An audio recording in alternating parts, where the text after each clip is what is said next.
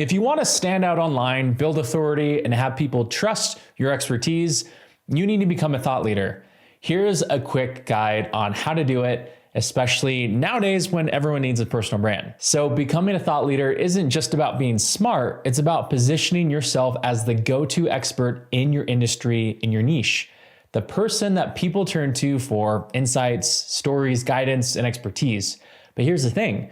Most people think thought leadership is just about posting a few smart sounding ideas online and hoping that it goes viral. That's not how it works. True thought leaders don't just share ideas, they shape conversations. They influence the way that people think. And if you do it right, it can completely change your career and your brand and where you're going. So think about the biggest names in your industry right now, the people who are always getting invited to speak at events, featured in articles, or leading discussions. They weren't born with that authority, they built it. And in this video, I'll show you exactly how you can do the same, even if it's for a small audience, kind of like me. So step one, find your niche and unique angle. First things first, what do you actually want to be known for? Now, a lot of people make the mistake of trying to be an expert on everything, but the real power comes from niching down or niching down.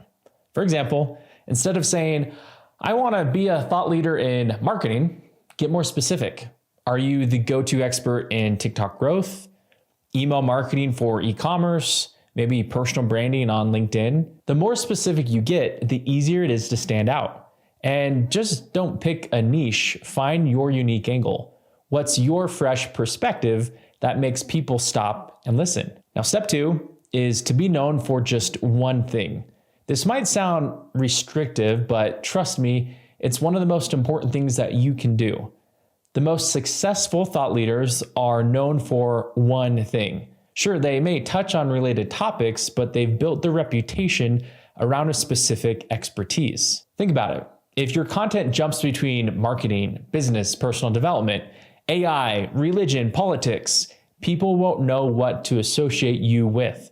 But if everything you create compounds on a single topic, your reputation strengthens over time.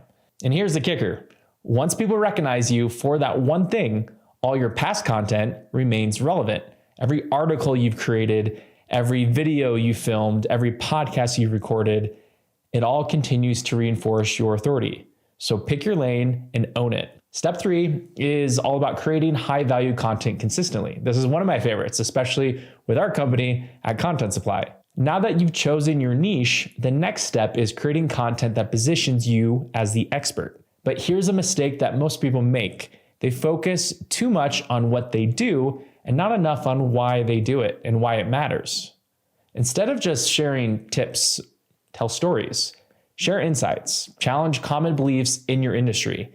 The best thought leaders don't just educate, they make people think and change perspectives. And being consistent is important here because thought leadership isn't built on a one-off viral post. It's about showing up over and over again, proving your expertise through repetition. Step four is about engaging and building credibility. So content is only half of the equation. The other half is engaging with your audience and building credibility. So reply to comments, join in discussions, share your perspective on trending topics. Thought leaders don't just broadcast information, they continue to shape the dialogue and the conversations going on.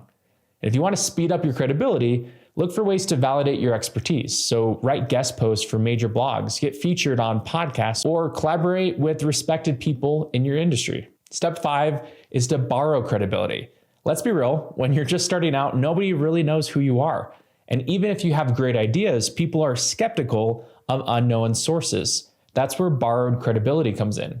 Early on, it helps to attach yourself to established names and brands in your industry. You can do this by, say, writing guest articles, like I mentioned, for popular and trusted websites, getting featured in more well-known podcasts, quoted by respected experts in your content, or quoting these experts in your content, and working as a guest contributor to established companies and media outlets. For example, if you see someone who you respect sharing a great idea, comment on it.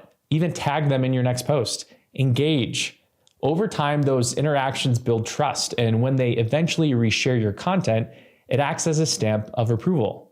When you align yourself with credible names, you inherit some of their authority, this borrowed authority. And that can make all the difference in the early days of building your reputation and thought leadership. Step 6 is to leverage other people's audiences.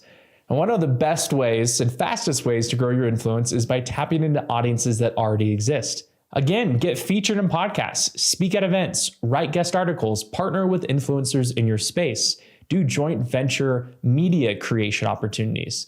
So you may host a virtual summit or get yourself positioned on other events and opportunities to share your expertise and knowledge. When you share your expertise with new audiences, you build authority much faster than if you were trying to grow it from scratch yourself. Now, here's a tip. When you do get these opportunities, make sure that you're sharing your unique insights and stories, because the fastest way to blend in is by saying the same things that everyone else is saying. Step 7 is to make sticky ideas. So to be a true thought leader, your ideas need to spread. And for that to happen, they need to be memorable. Think about some of the most well-known concepts in business or marketing.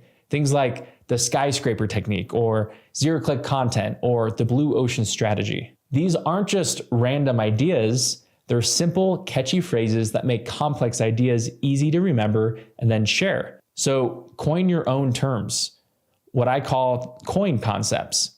It's one of the best ways to solidify your thought leadership. So put together patterns and behaviors and frameworks into a specialized name that no one else can take because you've come up with it. And if you want to go as far to trademark it, then do that. It makes your ideas feel concrete and it sparks curiosity and it makes it easier for people to reference and spread them. So next time you develop a framework, methodology, or insight, give it a name. It might be the one thing that cements your reputation. Now on to step 8, it's all about being consistent and to keep learning. Becoming a thought leader isn't something that you achieve once and then stop altogether. It's an ongoing process of learning, evolving, and sharing new insights. So stay curious, keep experimenting. The people who truly stand out are the ones who never stop growing and staying consistent. And keep this in mind, thought leadership is all about building a personal brand. Now, personal brands have always existed. When we think back onto notable people throughout history, we associate and attach their name to the stories that are being told or the things that we remember, not necessarily the company they were a part of, because we associate the human behind the cause, behind the event, behind the accomplishment. So the more you can attach your direct name behind the efforts that you put forward and the ideas and stories you have to share, the more unique you can become. And uniqueness, being different, is where you truly stand out and get seen and heard as a thought leader. So if you want to become a true thought leader, here's what you need to do. Pick a niche and stick to it. Be known for one thing. Then create high-value content consistently, especially video. Engage with your audience and build credibility. Then borrow credibility from established names and brands. Leverage other people's audiences to grow faster.